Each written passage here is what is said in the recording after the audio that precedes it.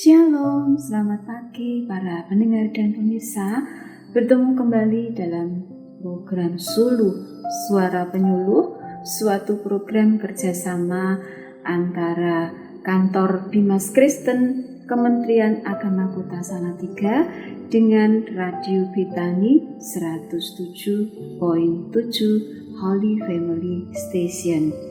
Bersama dengan saya, Puji Rahayu, penyuluh agama Kristen non-PNS wilayah Kecamatan Argomulyo. Para pendengar dan pemirsa yang dikasihi Yesus Kristus Tuhan kita, saya berharap pagi ini semua dalam keadaan baik, sehat, dan sukacita serta melimpah dengan berkat Tuhan. Nah, sebelum kita memulai renungan pada pagi hari ini, mari kita siapkan hati kita untuk kita berdoa bersama-sama. Bapa kami yang ada di surga, yang kami sembah dalam nama Tuhan Yesus Kristus. Tuhan, kami bersyukur untuk pagi yang luar biasa, di mana Tuhan masih memberi kami kesempatan untuk kami menikmati hari yang baru dan berkat yang baru. Kami mohon kiranya Tuhan penyertaan-Mu atas kami di sepanjang hari ini, dan khususnya pada pagi hari ini kami siap Tuhan untuk belajar firman-Mu bersama-sama. Tuhan Yesus memberkati hati dan pikiran kami. Tuhan memampukan kami untuk mengerti firman-Mu. Di dalam nama Tuhan Yesus Kristus kami berdoa, kami mengucap syukur Tuhan. Haleluya. Amin. Para pendengar dan pemirsa, kita pada pagi hari ini akan belajar bersama-sama mengenai memahami salib Kristus. Memang memahami salib Kristus itu sangat penting untuk kita ini yang menjadi bagian dari gereja Tuhan, baik itu yang hanya sebagai anggota jemaat biasa maupun para hamba Tuhan yang melayani. Karena pemahaman tentang salib itu sangat penting dan itu merupakan suatu keharusan, karena pemahaman tentang salib ini itu akan menentukan pelayanan yang kita lakukan, terutama bagi pelayanan misi dan penginjilan. Nah, segala sesuatu yang kita pelajari, yang kita layani, itu seharusnya adalah produk atau hasil dari pengertian yang benar tentang salib.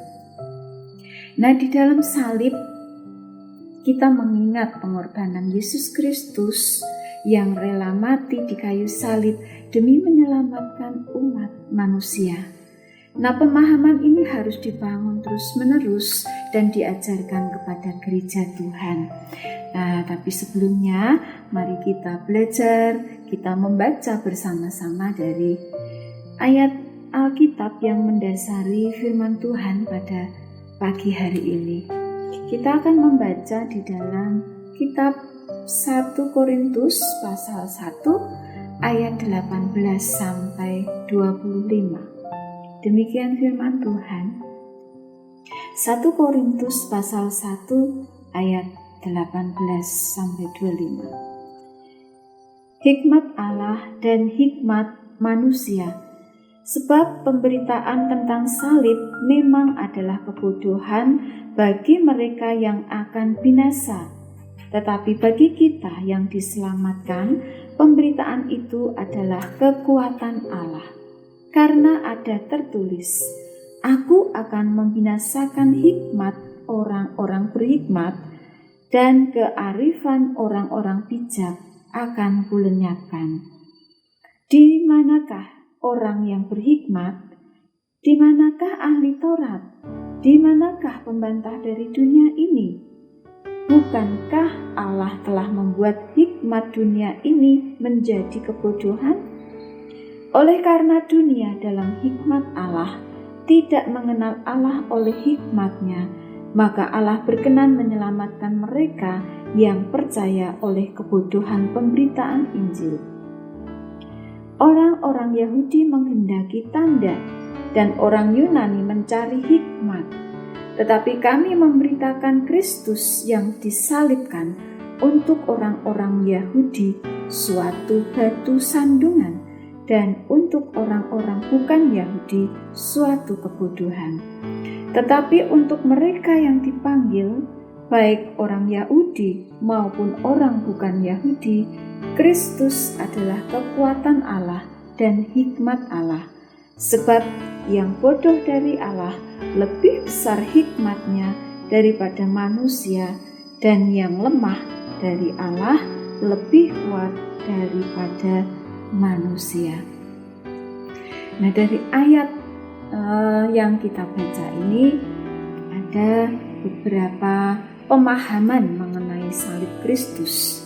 Ya, pemahamannya mereka berbeda-beda. Nah, kita akan belajar bersama-sama dari ini ya. Ada 3 kelompok tadi ya, dari orang Yahudi, orang Yunani, dan juga bagi orang-orang yang mengenal Kristus ya.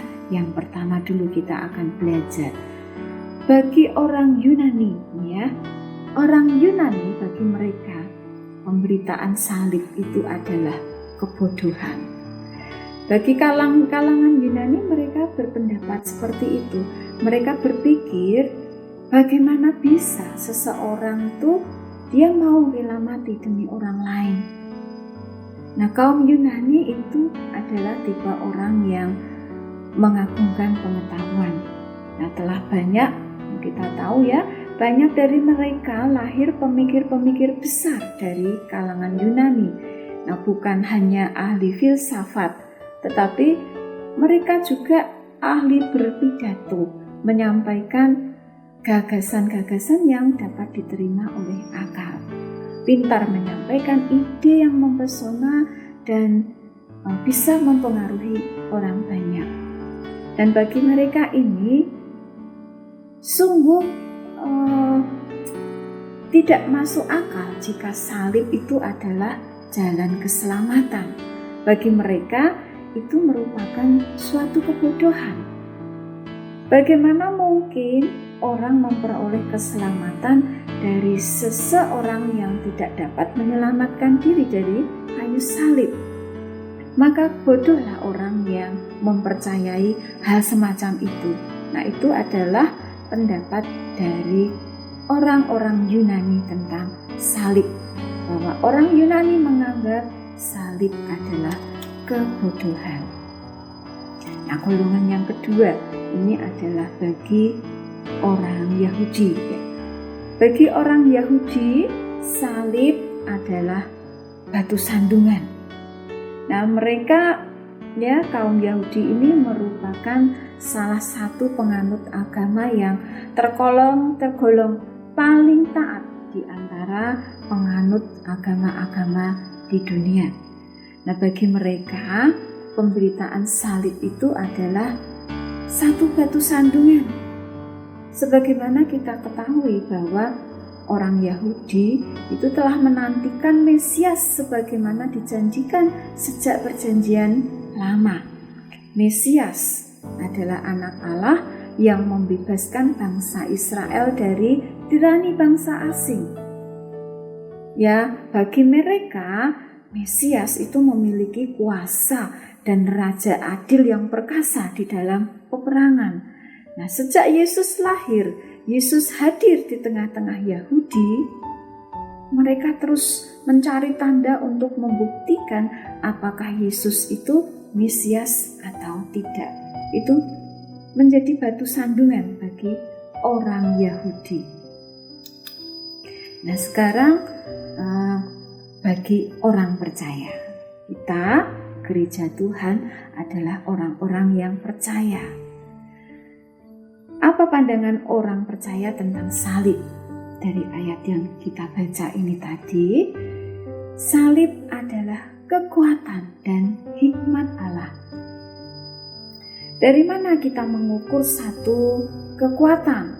Dikatakan kekuatan dan hikmat Allah, gitu ya. Umumnya tuh kekuatan diukur dari kemampuan mengalahkan musuh. seperti seorang pahlawan yang heroik itu ya. Mereka ya semakin banyak musuh yang dikalahkan, maka semakin kuatlah seseorang. Namun pertanyaannya, siapa lawan terkuat yang dihadapi manusia? Lawan terbesar manusia bukanlah musuh, tetapi mengalahkan diri sendiri.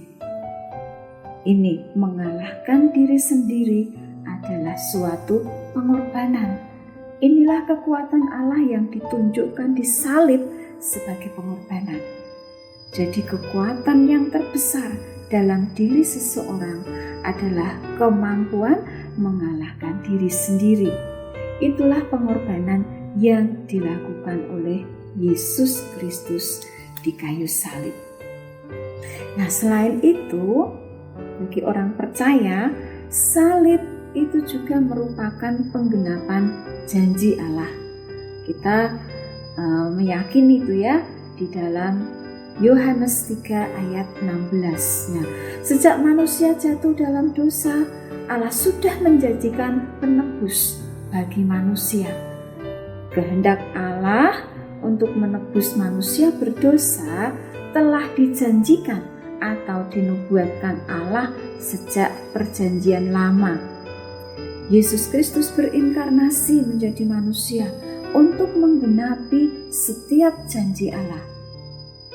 Nah, adapun janji itu terjadi dalam penderitaan, dalam kesengsaraan, dalam kematian, dan kebangkitan Yesus.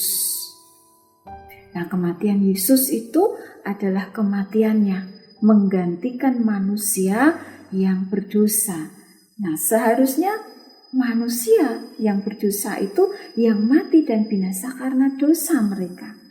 Namun kemudian Allah menanggungkannya kepada anaknya yang tunggal, supaya setiap orang yang percaya kepadanya beroleh hidup yang kekal. Nah, dengan demikian janji keselamatan yang dijanjikan sejak zaman perjanjian lama itu sudah digenapi. Nah, para pendengar dan pemirsa, selain itu, salib Kristus juga merupakan identitas pengikut Kristus. Jika kita membaca di dalam kitab Galatia pasal 6 ayat 17, kita akan memahaminya seperti ini. Salib Kristus itu merupakan identitas pengikut Kristus jauh melampaui hanya sekedar menulis ya tulisan, melukis, dan menggambarkan simbol salib pada tubuh kita. Oleh karena salib sebagai identitas kita sebagai pengikut Kristus itu lebih kepada meneladani Kristus itu dengan rela menderita dan melakukan kebenaran di dalam memberitakan Injil. Nah, rela menderita bahkan mati demi memberitakan Injil Kristus. Itulah yang dimaksud dengan menjadikan salib Kristus sebagai identitas kita, para pengikutnya.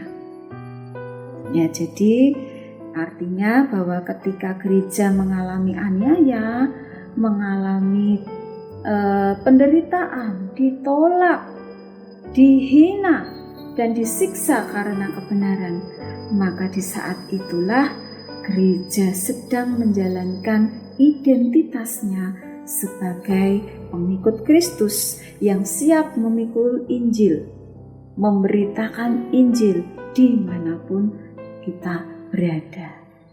Nah, penderitaan dan penganiayaan yang dialami oleh gereja ketika memberitakan Injil itu juga dapat disebut sebagai tanda-tanda Kristus pada tubuh orang Kristen seperti yang dikemukakan oleh Paulus dalam Galatia 6 ayat 17. Jadi tanda-tanda milik Kristus ini juga dapat dipahami sebagai penderitaan dan aniaya yang dialami oleh pengikut Kristus karena kebenaran.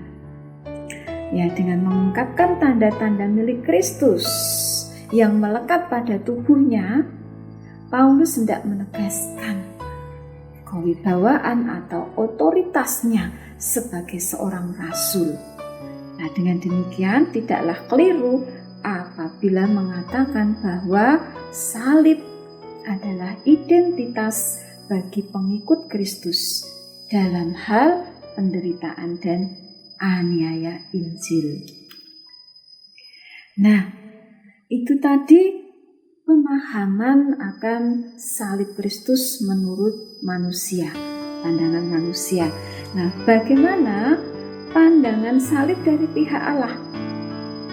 Ya, salib bagi Allah itu adalah bahwa Allah menggantikan kita dengan memberikan Yesus untuk menanggung hukuman akibat dosa. Alkitab mencatat bahwa Yesus dihina, dicemooh, dinista, direndahkan, dihujat, bahkan dijadikan terkutuk. Itu dibuat menjadi dosa. Kita yang harus melihat diri kita di situ. Ya, salib menunjukkan bahwa Allah mengampuni kita. Salib menunjukkan bahwa Allah menebus kita. Dan melalui salib, Allah membenarkan kita. Dengan kata lain, Allah adalah Allah yang Maha Kudus. Ia rela menjadi dosa agar kita dikuduskan. Allah yang Maha Kuasa, yang Maha Mulia, rela menjadi hina agar kita menjadi mulia. Ia rela menjadi kutuk agar kita diberkati. Ia Allah yang Maha Tinggi, rela direndahkan agar kita ditinggikan. Nah, para pendengar dan pemirsa yang dikasihi Tuhan, dengan memahami salib Kristus, kita semakin menghargai pengorbanan-pengorbanannya dengan hidup benar di hadapan Tuhan. Dengan sendirinya kita akan mengalami kebangkitan, mengalami kehidupan yang berkualitas, hidup berkemenangan, dan memiliki hidup seperti Allah Bapa yang Allah Bapa kehendaki sejak semula dalam rancangannya, yaitu supaya kita ini dapat menjadi seperti Kristus. Nah, demikian renungan pada pagi hari ini. Mari kita tutup dalam doa. Bapa, kami bersyukur untuk renungan pada pagi hari ini.